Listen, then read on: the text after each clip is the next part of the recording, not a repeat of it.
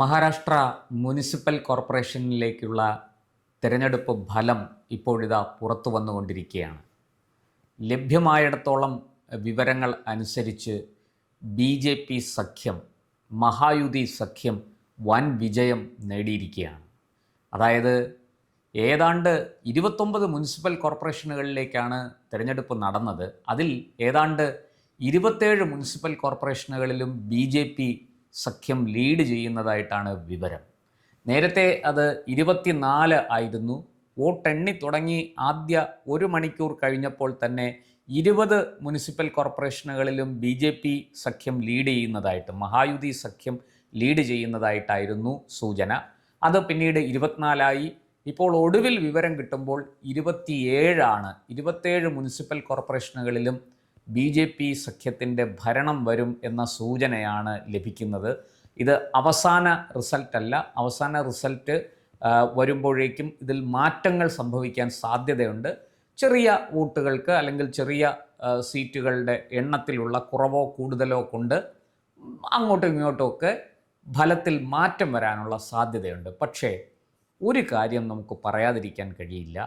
കഴിഞ്ഞ ലോക്സഭാ തെരഞ്ഞെടുപ്പിന് ശേഷം മഹാരാഷ്ട്രയിൽ നടന്ന സംസ്ഥാന നിയമസഭയിലേക്ക് നടന്ന തിരഞ്ഞെടുപ്പിൻ്റെ തനിയാവർത്തനമാണ് ഈ തദ്ദേശ തിരഞ്ഞെടുപ്പിൻ്റെ ഭാഗമായി മഹാരാഷ്ട്ര മുനിസിപ്പൽ കോർപ്പറേഷനിലേക്ക് നടന്നിരിക്കുന്നത് എന്ന് നമുക്ക് വ്യക്തമായിട്ട് പറയാൻ കഴിയും.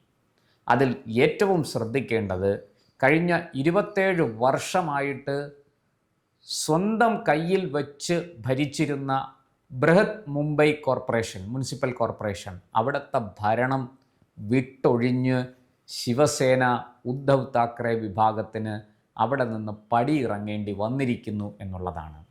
അവിടെ ഏതാണ്ട് 116, 118, 120 വരെ സീറ്റുകളിൽ BJP സഖ്യത്തിൻ്റെ, മഹായുതി സഖ്യത്തിൻ്റെ ലീഡ് മാറി മറിഞ്ഞു നിൽക്കുകയാണ്.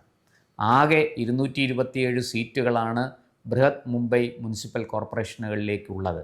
അതിൽ 120 സീറ്റുകളും BJP സഖ്യം ലീഡ് ചെയ്യുന്നു എന്ന് വെച്ചാൽ അതിൻ്റെ അർത്ഥം അവിടെ വലിയ അട്ടിമറി BJP നടത്തിയിരിക്കുന്നു എന്നാണ്. അതായത് ശിവസേന, ഉദ്ധവ് താക്കറെ വിഭാഗം കാലങ്ങളായിട്ട് കൊണ്ടു നടന്ന, നേരത്തെ അത് ശിവസേന BJP സഖ്യമായിരുന്നു. പിന്നീട് അത് വേർപിരിഞ്ഞ് ഉദ്ധവ് താക്കറെ കോൺഗ്രസിനൊപ്പം ഇന്ത്യ സഖ്യത്തിലേക്ക് പോവുകയും അതിനെ തുടർന്ന് ഈ പറഞ്ഞതുപോലെ BJPയിൽ നിന്ന് ഒരു വിടുതൽ ഉണ്ടാവുകയും ചെയ്തിരുന്നു. ആ ഉദ്ധവ് താക്കറെ വിഭാഗത്തിനാണ് ഇപ്പോൾ ഈ കനത്ത തിരിച്ചടി കിട്ടിയിരിക്കുന്നത്. എന്തായാലും ഞാൻ അതിൻ്റെ വിശദാംശങ്ങളിലേക്ക് വരാം. അവിടെ BJPക്കൊപ്പം മഹായുതി സഖ്യത്തിലുള്ളത് ശിവസേന, ഏകനാഥ് ഷിൻഡെ വിഭാഗമാണ്. അവർക്കും നല്ല രീതിയിൽ അവിടെ മുന്നോട്ട് പോകാൻ, കയറി വരാൻ സാധിച്ചിട്ടുണ്ട്. ഏതാണ്ട് അവിടെ എനിക്ക് തോന്നുന്നു, എൻ്റെ അറിവനുസരിച്ച്, ലഭ്യമായ സൂചനകളനുസരിച്ച് 100-നടുത്ത് സീറ്റുകളിൽ ബൃഹത് മുംബൈ മുനിസിപ്പൽ കോർപ്പറേഷനിലെ 100 സീറ്റുകൾക്കടുത്ത് BJP മുന്നിട്ട് നിൽക്കുകയാണ് എന്ന സൂചനയാണ് നമുക്ക് ലഭിക്കുന്നത്. ബാക്കി അവിടെ ഈ പറഞ്ഞതുപോലെ മഹായുതി സഖ്യത്തിലെ ശിവസേന, ഏകനാഥ് ഷിൻഡെ വിഭാഗം ലീഡ് ചെയ്യുന്നു. എന്നാൽ പൊതുവെ മഹാരാഷ്ട്ര, നമുക്കറിയാം, മഹാരാഷ്ട്ര തെരഞ്ഞെടുപ്പിൽ BJP, ശിവസേന, ഏകനാഥ് ഷിൻഡെ, അതുപോലെ NCP അജിത് പവാർ, ഈ 3 പേരും ഒരുമിച്ചാണ് മത്സരിച്ചത്. അപ്പുറത്ത് കോൺഗ്രസ് നേതൃത്വം നൽകുന്ന ഇന്ത്യ സഖ്യം, അത് മഹാരാഷ്ട്രയിൽ വരുമ്പം മഹാവികാസ് അഘാഡി എന്നുള്ള പേരിലാണ് അത് മഹാരാഷ്ട്രയിൽ തിരഞ്ഞെടുപ്പിനെ നേരിട്ടത്. കോൺഗ്രസ് നേതൃത്വം നൽകുന്നു. ശിവസേന, ഉദ്ധവ് താക്കറെ വിഭാഗം, അതുപോലെ തന്നെ ശരത് പവാർ നേതൃത്വം നൽകുന്ന NCP വിഭാഗം, ഇവർ 3 പേരും ഒറ്റക്കെട്ടായിരുന്നു. ഈ 3 പേരും ചേർന്ന മുന്നണിയാണ് മഹാവികാസ് അഘാഡി. ഈ മഹാവികാസ് അഘാഡിയെ തറപറ്റിച്ചുകൊണ്ടാണ് BJP, ശിവസേന, ഏകനാഥ് ഷിൻഡെ വിഭാഗത്തിൻ്റെ സഖ്യത്തിലുള്ള മഹായുതി സഖ്യം അവിടെ അധികാരത്തിൽ കയറിയത്. അവരോടൊപ്പം NCP പിളർന്നു വന്ന അജിത് പവാർ വിഭാഗം കൂടി ഉണ്ടായിരുന്നു. എന്നാൽ ഈ തദ്ദേശ തിരഞ്ഞെടുപ്പിൽ ഈ അജിത് പവാർ വിഭാഗം മാറി നിന്നു, പലയിടത്തും ഒറ്റയ്ക്ക് മത്സരിച്ചു. ചില സ്ഥലങ്ങളിൽ അവർ NCPയുമായിട്ട്, അതായത് ശരത് പവാർ വിഭാഗവുമായിട്ട് സഖ്യം ചേർന്നിരുന്നു. അവർക്ക് വലിയ മുന്നേറ്റമൊന്നും കാഴ്ചവെക്കാൻ സാധിച്ചില്ല. പക്ഷേ അവർ തീരെ തകർന്നു പോയിട്ടുമില്ല. ഈ മഹാരാഷ്ട്ര സംസ്ഥാന നിയമസഭയിൽ മഹായുതി സഖ്യത്തിൽ നിൽക്കുമ്പോൾ തന്നെ NCPയുടെ അജിത് പവാർ വിഭാഗം തദ്ദേശ തിരഞ്ഞെടുപ്പിൽ അവരുടെ മാതൃസംഘടനയായ NCP ശരത് പവാർ വിഭാഗവുമായിട്ട് ഒത്തുചേരുന്ന കാഴ്ച നമ്മൾ കണ്ടു. അവിടെ ഈ പറഞ്ഞതുപോലെ ഇലക്ഷൻ കമ്മീഷൻ്റെയും കോടതിയുടെയും മറ്റുമൊക്കെ ഇടപെടലിനെ തുടർന്ന് അജിത് പവാർ വിഭാഗത്തിനാണ് NCPയുടെ ഔദ്യോഗിക ചിഹ്നം ലഭിച്ചത്. അജിത് പവാർ വിഭാഗമാണ് ഔദ്യോഗിക NCP എന്ന തീർപ്പ് ഉണ്ടായിക്കഴിഞ്ഞു. ഇതൊക്കെ സംഭവിച്ചെങ്കിലും ഈ തദ്ദേശ തിരഞ്ഞെടുപ്പിൽ ഇവർ അതായത് അജിത് പവാർ NCP വിഭാഗവും ശരത് പവാർ NCP വിഭാഗവും ഒരുമിച്ച് മത്സരിക്കുന്ന കാഴ്ച നമ്മൾ മഹാരാഷ്ട്രയിൽ കണ്ടു. അവർക്ക് വലിയ മുന്നേറ്റമൊന്നും ഉണ്ടാക്കാൻ കഴിഞ്ഞില്ല. പൂനെ പോലെയുള്ള സ്ഥലങ്ങളിൽ ഏതാനും വാർഡുകളിൽ ജയിക്കാൻ പറ്റി. അല്ലാതെ ഒരു മുനിസിപ്പൽ കോർപ്പറേഷനും അവർക്ക് പിടിച്ചെടുക്കാനൊന്നും സാധിച്ചില്ല. കോൺഗ്രസും അതുപോലെ തന്നെ വലിയ തിരിച്ചടി. കോൺഗ്രസ് ഇത്തവണ ഒറ്റയ്ക്കാണ് മത്സരിച്ചത്. ഉദ്ധവ് താക്കറെ, ശിവസേനയുടെ ഉദ്ധവ് താക്കറെ വിഭാഗം ഇന്ത്യ സഖ്യത്തിന് പുറത്തു വന്ന് തദ്ദേശ തിരഞ്ഞെടുപ്പിൽ അജിത് പവാർ ചെയ്തതുപോലെ തന്നെ കോൺഗ്രസിനെ ഉപേക്ഷിച്ച് അജിത് പവാർ എങ്ങനെയാണോ ആ BJP സഖ്യം മഹാരാഷ്ട്ര നിയമസഭയിൽ നിലനിൽക്കുമ്പോൾ തന്നെ തദ്ദേശ സ്ഥാപനങ്ങളിൽ ആ സഖ്യത്തിൽ ചേരാതെ മാറി നിന്ന് മത്സരിച്ചത്, അതുപോലെ ഇവിടെ കോൺഗ്രസിനൊപ്പം ചേരാതെ ഉദ്ധവ് താക്കറെ മാറി നിന്ന് മത്സരിച്ചു. അദ്ദേഹത്തിന് കൂട്ടായിട്ട് അദ്ദേഹത്തിൻ്റെ അടുത്ത ബന്ധുവും സഹോദരനുമായ രാജ് താക്കറെയുടെ മഹാരാഷ്ട്ര നവനിർമ്മാൺ സേന എന്ന പാർട്ടിയും ഉണ്ടായിരുന്നു. പക്ഷേ അവർക്ക് വലിയ മികച്ച പ്രകടനമൊന്നും കാഴ്ചവെക്കാൻ സാധിച്ചില്ല. ഏതാണ്ട് 70-നും 80-നും ഇടയ്ക്ക് സീറ്റുകളിലേക്ക് അവർ ഒതുങ്ങി എന്നാണ് നമുക്ക് കിട്ടുന്ന സൂചന. ഇതുവരെയുള്ള ഫലം വെച്ച് നോക്കുമ്പോൾ ഒരു 70+ ഓർ മൈനസ് അങ്ങനെ ഒരവസ്ഥയിലേക്ക് ഈ ശിവസേന സഖ്യം, ഉദ്ധവ് താക്കറെയുടെ നേതൃത്വത്തിൽ മത്സരിച്ച ആ സഖ്യം ചെന്നെത്തുമെന്നാണ് ഞാൻ പ്രതീക്ഷിക്കുന്നത്. എന്തായാലും ബൃഹത് മുംബൈ കോർപ്പറേഷൻ്റെ ഭരണം BJP സഖ്യം, BJP നേതൃത്വം നൽകുന്ന മഹായുതി സഖ്യത്തിൻ്റെ കൈവശം എത്തിക്കഴിഞ്ഞു. ഇനി അവസാന തീരുമാനം വരേണ്ടതേ ഉള്ളൂ. ഏറിയ കൂറും ചില അങ്ങോട്ടോ ഇങ്ങോട്ടോ ഒക്കെ ചെറിയ ചില മാറ്റങ്ങൾ വരാൻ സാധ്യതയുണ്ട്. വലിയ മാറ്റങ്ങൾ വരും എന്ന് ഞാൻ കരുതുന്നില്ല. വോട്ടെണ്ണൽ അതിൻ്റെ ഒരു അന്തിമ ഘട്ടത്തിലേക്ക് കടന്നുകൊണ്ടിരിക്കുകയാണ്. 29 മുനിസിപ്പൽ കോർപ്പറേഷനുകളിലെ 2869 സീറ്റുകളിലാണ് തിരഞ്ഞെടുപ്പ് നടന്നത്. അതിൽ ഏതാണ്ട് 1400ഓളം സീറ്റുകളിലാണ് BJP നേതൃത്വം നൽകുന്ന മഹായുതി സഖ്യം ലീഡ് ചെയ്യുന്നത്. ഇപ്പോൾ ഏറ്റവും ഒടുവിൽ ലഭിക്കുന്ന വിവരമനുസരിച്ച് 170-ൽ പരം സീറ്റുകളിലാണ് മഹാവികാസ് അഘാഡി, ശിവസേനയുടെ ഉദ്ധവ് താക്കറെ വിഭാഗം നേതൃത്വം നൽകുന്ന മഹാവികാസ് അഘാഡി ലീഡ് ചെയ്യുന്നത്. മറ്റുള്ളവർ 500 ചില്ലുവാനും ഏതാണ്ട് 570 സീറ്റുകളിലാണ് ഇപ്പോൾ ലീഡ് ചെയ്യുന്നത്. ഇനി കൂടുതൽ വിവരങ്ങൾ പുറത്തു വരാനുണ്ട്. കോൺഗ്രസ് ഉൾപ്പെടെയുള്ളവർ ഈ മറ്റുള്ളവരിലാണ് പെട്ടിരിക്കുന്നത്. കോൺഗ്രസ്സിന് വലിയ മികച്ച പ്രകടനമൊന്നും മഹാരാഷ്ട്രയിൽ കാഴ്ചവെക്കാൻ സാധിച്ചിട്ടില്ല. ഏതാനും വാർഡുകളിൽ ജയിച്ചു എന്നതൊഴിച്ചാൽ കോൺഗ്രസിൻ്റെ പ്രകടനം നിരാശാജനകമാണ് മഹാരാഷ്ട്രയിൽ. എന്നാൽ ഈ ഉദ്ധവ് താക്കറെയുടെ ശിവസേന വിഭാഗവുമായിട്ട് തെറ്റിപ്പിരിഞ്ഞ് മത്സരിച്ച ഏകനാഥ് ഷിൻഡെ ശിവസേന വിഭാഗത്തിന് BJPയോടൊപ്പം നിന്ന് വലിയ നേട്ടങ്ങൾ സ്വന്തമാക്കാനും സാധിച്ചു. അവരുടെ പ്രകടനം വളരെയധികം പ്രതീക്ഷ നൽകുന്നതാണ് എന്ന് നമുക്ക് തെരഞ്ഞെടുപ്പ് ഫലത്തിൽ നിന്ന് അനുമാനിക്കാം. എന്തുകൊണ്ടാണ് മഹാരാഷ്ട്രയിൽ, പ്രത്യേകിച്ചും മുംബൈ കോർപ്പറേഷൻ അടക്കി വാണ ഈ ശിവസേനയുടെ ഉദ്ധവ് താക്കറെയ്ക്ക് ഇത്രയും വലിയ തിരിച്ചടി കിട്ടിയത്? അത് എന്തുകൊണ്ടാണ് എന്ന് ചിന്തിക്കുമ്പോൾ ഉത്തരം വളരെ വ്യക്തമായി തെളിഞ്ഞു വരുന്നുണ്ട്. ഒരു കാലത്ത് BJPയോടൊപ്പം നിന്ന് ഹിന്ദുത്വ രാഷ്ട്രീയം നന്നായിട്ട് പയറ്റിയ ഒരു പാരമ്പര്യമാണ് ശിവസേനയ്ക്കുള്ളത്. നമുക്കറിയാം, ശിവസേനയുടെ സ്ഥാപകൻ ബാൽ താക്കറെ എങ്ങനെയാണ് ശിവസേനയെ കൊണ്ടു നടന്നിരുന്നത് എന്ന് നമുക്കറിയാം. മുംബൈ കലാപത്തിന് ശേഷം പിന്നീട് ശിവസേനയുടെ ക്രമാനുഗതമായ വളർച്ച നമ്മൾ കണ്ടതാണ്. ഈ പറഞ്ഞതുപോലെ മുംബൈ നഗരത്തിൽ ശിവസേന ഒരു അനിഷേധ്യ ശക്തിയായിട്ട് ബാൽ താക്കറെയുടെ നേതൃത്വത്തിൽ പടർന്ന് പന്തലിച്ചു. അവിടെ BJP അവർക്കൊപ്പം നിൽക്കുകയായിരുന്നു മുംബൈ മഹാനഗരത്തിൽ.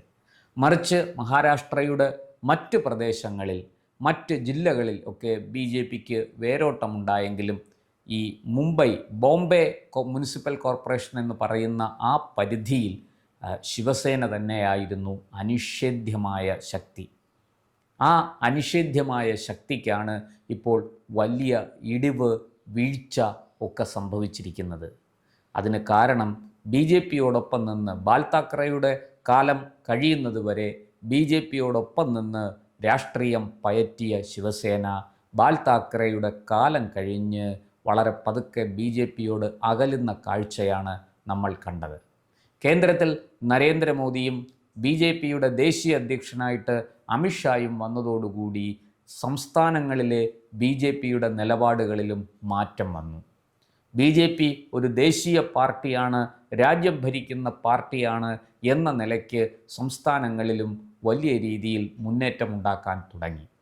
മാത്രമല്ല, സംസ്ഥാനങ്ങളെ തങ്ങളുടെ ചൊൽപ്പടിക്ക് കൊണ്ടുവരാൻ ഘടകകക്ഷികൾ ഉണ്ടെങ്കിൽ പോലും ആ ഘടകകക്ഷികൾക്കപ്പുറത്തേക്ക് പോയി തങ്ങളുടെ ചൊൽപ്പടിക്ക് കൊണ്ടുവരാനുള്ള പരിശ്രമം BJP കാശ്മീർ മുതൽ കന്യാകുമാരി വരെ പയറ്റാൻ ആരംഭിച്ചു. നമുക്കറിയാം, അതിനൊരു അപവാദം ബീഹാർ മാത്രമാണ്. നിതീഷ് കുമാർ എന്ന ആ പഴയ പടക്കുതിര മുന്നിൽ നിൽക്കുമ്പോൾ അവിടെ നരേന്ദ്രമോദിക്കോ അമിത്ഷായ്ക്കോ മറിച്ചൊരു തീരുമാനമെടുക്കാൻ കഴിയില്ല. കാരണം അതൊരു പഴയ, വളരെ പഴക്കം ചെന്ന ഒരു സൗഹൃദത്തിൻ്റെ അല്ലെങ്കിൽ പാരമ്പര്യത്തിൻ്റെ ചരിത്രമാണ്. എന്നാൽ മറ്റു പല സ്ഥലങ്ങളിലും അങ്ങനെയല്ല. ബാൽ താക്കറെ ഒരു പക്ഷേ ജീവിച്ചിരുന്നെങ്കിൽ BJP ഇങ്ങനൊരു സാഹസത്തിന് മുതിരുകയില്ല. അവർ ശിവസേനയുടെ അപ്രമാദിത്വം മഹാരാഷ്ട്രയിൽ അംഗീകരിച്ചേനെ. എന്നാൽ ബാൽ താക്കറെയുടെ കാലം കഴിഞ്ഞപ്പോൾ, മകൻ ഉദ്ധവ് താക്കറെ നേതൃത്വത്തിലേക്ക് വന്നു കഴിഞ്ഞപ്പോൾ BJP പതുക്കെ പതുക്കെ മഹാരാഷ്ട്രയുടെ രാഷ്ട്രീയ ഭൂപടത്തിൽ നിന്ന് ശിവസേനയെ ഒതുക്കാൻ ആരംഭിച്ചു.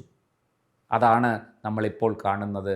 ഇപ്പോൾ വാസ്തവത്തിൽ BJPയുടെ തണലിൽ നിൽക്കുന്ന ഏകനാഥ് ഷിൻഡെ ശിവസേന വിഭാഗം വാസ്തവത്തിൽ BJPയുടെ തന്നെ മറ്റൊരു പ്രതിബിംബമാണ് എന്ന് പറയാം. BJPയോടൊപ്പമല്ലെങ്കിൽ ഏകനാഥ് ഷിൻഡെയ്ക്ക് അവിടെ നിലനിൽപ്പ് തന്നെ ഉണ്ടാവില്ല. ഈ ഉദ്ധവ് താക്കറെ വിഭാഗമാകട്ടെ സ്വയം കൃതാനർത്ഥം കൊണ്ട് ജനങ്ങളിൽ നിന്ന് അകന്നുപോയി. ഏറെക്കാലം ഹിന്ദുത്വ രാഷ്ട്രീയം പറഞ്ഞും കൊണ്ടും കൊടുത്തും പയറ്റി മഹാരാഷ്ട്രയിൽ നിറഞ്ഞു നിന്ന ശിവസേന ഒരു സുപ്രഭാതത്തിൽ മുഖ്യമന്ത്രി കസേരയ്ക്ക് വേണ്ടി, അധികാരത്തിന് വേണ്ടി എക്കാലവും ബാൽ താക്കറെ എതിർത്തിരുന്ന കോൺഗ്രസിനൊപ്പം ചേരുന്ന കാഴ്ചയാണ് മഹാരാഷ്ട്രയിൽ നമ്മൾ കണ്ടത്. എന്നാൽ മഹാരാഷ്ട്രയിലെ ജനങ്ങൾ, മറാഠികൾ, അവിടുത്തെ സാധാരണക്കാർ ഇത് വകവച്ചു കൊടുക്കാനോ അംഗീകരിക്കാനോ തയ്യാറായില്ല. അതിൻ്റെ ഫലമാണ് ഇന്ന് ഉദ്ധവ് താക്കറെ അനുഭവിക്കുന്നത്. ഒരു കാലത്ത് അദ്ദേഹത്തിനോടൊപ്പം ഈ ശിവസേന രാഷ്ട്രീയം കളിച്ച് വളർന്നു വന്നയാളാണ് ഇന്ന് മഹാരാഷ്ട്ര നവനിർമ്മാൺ സേന എന്ന പാർട്ടിയെ നയിക്കുന്ന അദ്ദേഹത്തിൻ്റെ അർദ്ധ സഹോദരൻ രാജ് താക്കറെ. ബാൽ താക്കറെയുടെ സഹോദരൻ്റെ മകനാണ്.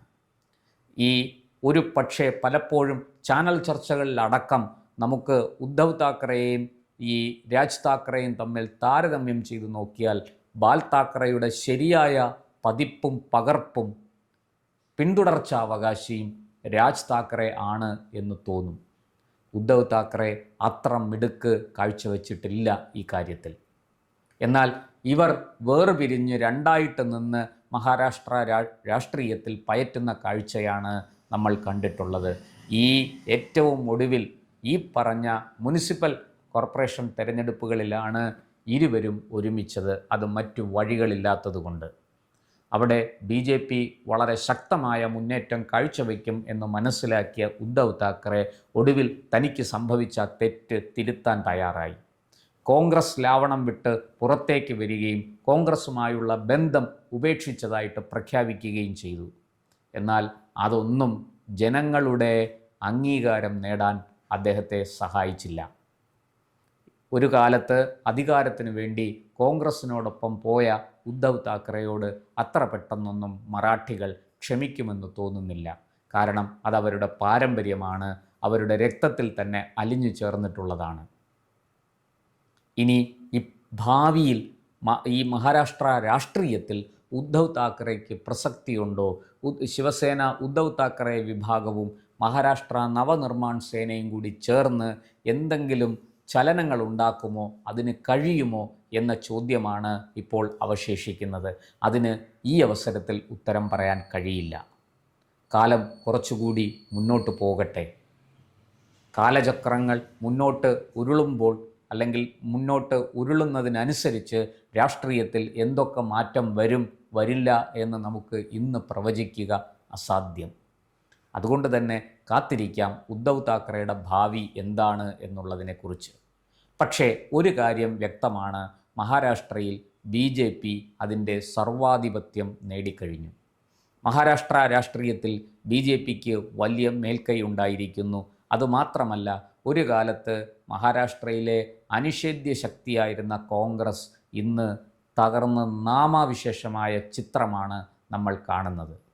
ഒരു പക്ഷേ സഖ്യകക്ഷികളായ ആൾക്കാർ, അതായത് NCP, ഈ പറഞ്ഞതുപോലെ ശിവസേന ഉദ്ധവ് താക്കറെ വിഭാഗം ഒക്കെ കൂടെ നിന്നതുകൊണ്ടായിരിക്കാം അല്പകാലം മുമ്പ് നടന്ന പല തിരഞ്ഞെടുപ്പുകളിലും കോൺഗ്രസ്സിന് മാനം പിടിക്കാൻ കഴിഞ്ഞത് അതുകൊണ്ടായിരിക്കാം എന്ന് ഇവിടെ ഇപ്പോഴത്തെ തിരഞ്ഞെടുപ്പ് ഫലങ്ങളൊക്കെ വച്ച് പരിശോധിക്കുമ്പോൾ വിലയിരുത്താൻ കഴിയുക. എന്തായാലും കോൺഗ്രസ് അതിൻ്റെ ചരിത്രത്തിലില്ലാത്ത തകർച്ചയെ അഭിമുഖീകരിച്ചു കൊണ്ടിരിക്കുകയാണ് മഹാരാഷ്ട്രയിൽ. എന്നാൽ NCP ആകട്ടെ രണ്ടായിട്ട് പിളർന്നെങ്കിലും ഈ തദ്ദേശ തെരഞ്ഞെടുപ്പിൽ 29 മുനിസിപ്പൽ കോർപ്പറേഷനുകളിലേക്കുള്ള തെരഞ്ഞെടുപ്പിൽ അവർ 2 പാർട്ടിയായിട്ടാണെങ്കിലും ഒരുമിച്ച് നിന്ന് മത്സരിച്ചു. അതുകൊണ്ട് പിടിച്ചു നിൽക്കാൻ അവർക്ക് കഴിഞ്ഞു. വിരലിലെണ്ണാവുന്ന സീറ്റുകളിലെങ്കിലും അവർക്ക് വിജയിക്കാൻ കഴിഞ്ഞു. ഇത് മുംബൈയുടെ അല്ലെങ്കിൽ മഹാരാഷ്ട്രയുടെ രാഷ്ട്രീയ ഭൂപടം മാറ്റി വരയ്ക്കേണ്ടുന്ന ഒരു സാഹചര്യത്തിലേക്ക്, മാറ്റി എഴുതേണ്ട ഒരു സാഹചര്യത്തിലേക്ക് കൊണ്ടെത്തിച്ചിരിക്കുകയാണ്. ഇക്കഴിഞ്ഞ നിയമസഭാ തെരഞ്ഞെടുപ്പ് കഴിഞ്ഞപ്പോൾ തന്നെ അതിൻ്റെ സൂചനകൾ ലഭിച്ചതാണ്. അത് കുറെ കൂടി ശക്തിമത്തായി തീർന്നിരിക്കുന്നു തദ്ദേശ തെരഞ്ഞെടുപ്പ് ഫലം പുറത്തു വരുമ്പോൾ. കൂടുതൽ വാർത്തകളും വിശേഷങ്ങളും നേരിട്ട് ലഭിക്കാൻ ജനങ്ങളിൽ നിന്ന് ജനങ്ങളിലേക്ക് ജനഭൂമി ന്യൂസ് സബ്സ്ക്രൈബ് ചെയ്യൂ. ബെൽ ബട്ടൺ അമർത്താനും മറക്കരുത്.